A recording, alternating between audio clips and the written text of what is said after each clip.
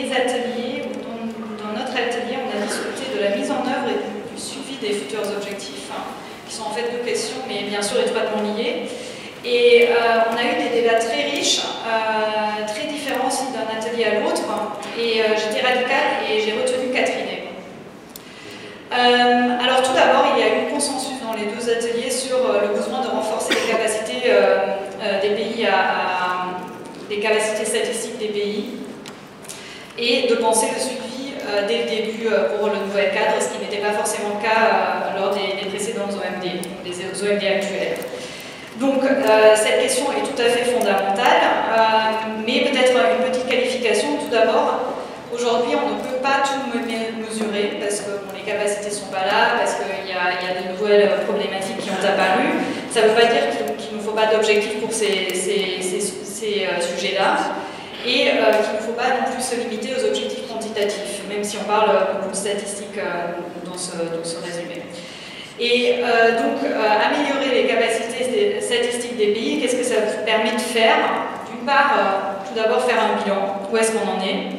Après, bien sûr, assurer le suivi de la mise en œuvre et aussi, bien sûr, une redevabilité envers les citoyens.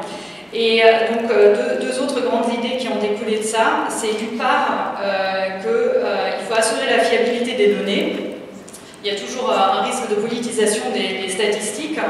Donc, il faut veiller à la transparence et aussi voir s'il y a possibilité d'instaurer une sorte de contrôle indépendant ou de mieux impliquer la société civile déjà dans la récolte des données.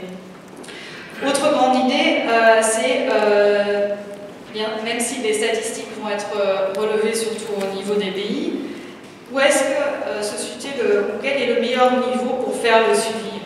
Est-ce que c'est au niveau des États? Est-ce que c'est au niveau local, sous-national, régional ou au niveau international? Et là, il y a eu un grand débat.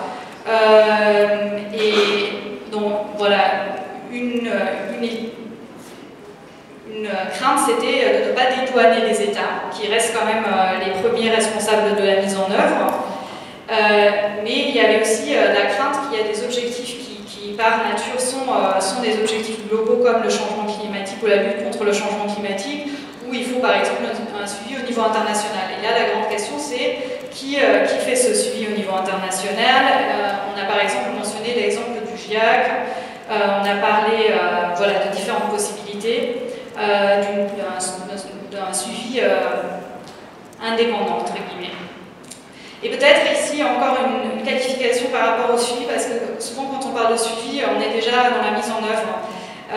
Mais ici, il faut aussi rappeler que le suivi, ça se fait en amont déjà. Donc quand on conçoit les interventions de développement, qu'on pense déjà à ce stade-là au suivi et qu'on s'inscrit dans le cadre des nouveaux objectifs, et que le suivi, au-delà de permettre de voir où on en est, d'un souci presque académique, que ça permet aussi de mobiliser des acteurs qui sont soucieux de pouvoir tracer les interventions. Donc par exemple le secteur privé pour lequel c'est très important de savoir ce qu'il atteint comme résultat.